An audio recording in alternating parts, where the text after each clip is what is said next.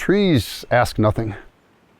They just do what they do and don't want anything back in return, and all that they do is really good. This is what's saving the planet, quite honestly, are the forests. If you're attached to your forest, you really want to take care of it. Each generation is a custodian. I'm just a caretaker. I'm just here for this point of time, and then I pass it on to others. I'm just really grateful for the people who have done it up to this phase.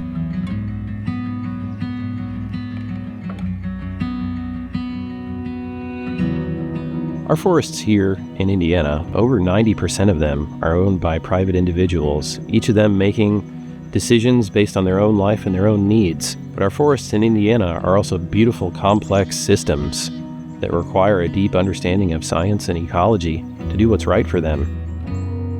The forests themselves have so much value, and so there is definitely an incentive from all of us to keep forests intact, keep them healthy and functioning so that they're going to be viable for future generations. The Forest Bank, it's a working forest program that works with private landowners to help direct the future long-term management of their property.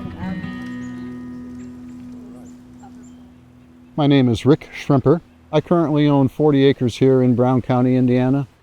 I understood that I had some trees that were very nice sized, and trees have value. So I contacted a logging company, and the logger came out and walked it with me. And he said, before we do anything, you should contact the Nature Conservancy. They may have a program that you might be interested in. So I did. Rick is an amazing partner because if you spend a few minutes with him, you know how much he loves this land and how much he cares about the future of this property. We offered him a different option by putting in a conservation easement on the property. Once I got further into the arrangement, I realized this is way more than just a financial benefit. This is about how I protect this properly and manage this for future generations. It's a collective ability of small owners to work together and just say, my piece matters. It's not 10,000 acres, it's 40 acres. But if we get landowners working together, you then have thousands of acres being protected, and every acre matters. My name's Charles Hetrick. I grew up on this farm, which is in West College Corner, Indiana. It's about 300 tillable acres, about 100 acres of woods. The woodland was the canopy, it encompassed the whole woods, which made it so that wildflowers grew. The creek runs through the property, great habitat for birds and other things. And that's what I grew up with. There aren't that many places around that have that kind of an environment, so it's always been special to me and our family. As we began to look at what to do with assets and set up our estate plan, there's no counsel we could find on what to do with woods or something that was really special to you, you wanted to preserve in its current state. If you sell it, somebody probably harvest the trees. We didn't want that to happen, so currently have worked with the Nature Conservancy for years to address that. The Forest Bank is a way to provide that long-term vision and that assurance that we will do the right thing based on the science as we understand it, and we'll keep managing the forest forever. The woods is going to continue to be in good hands, and I don't have to worry. I can feel like I've done my job for the Hetrick family by maintaining the place that was so special to all of us.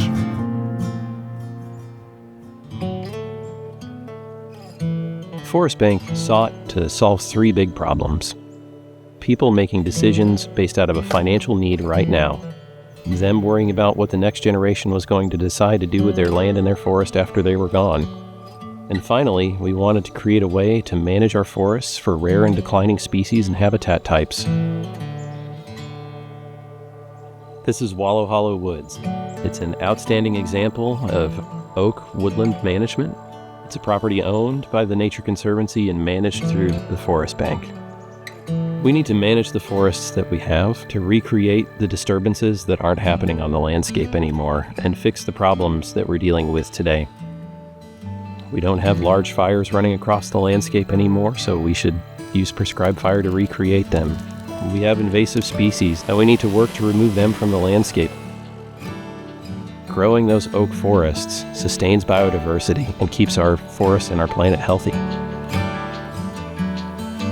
By doing this work, we're going to ensure that our children and future generations are going to have healthy forests. They're going to see the same wildlife that we see commonly today. So we need to do all of these things to make sure that we have healthy and vibrant forests for the future.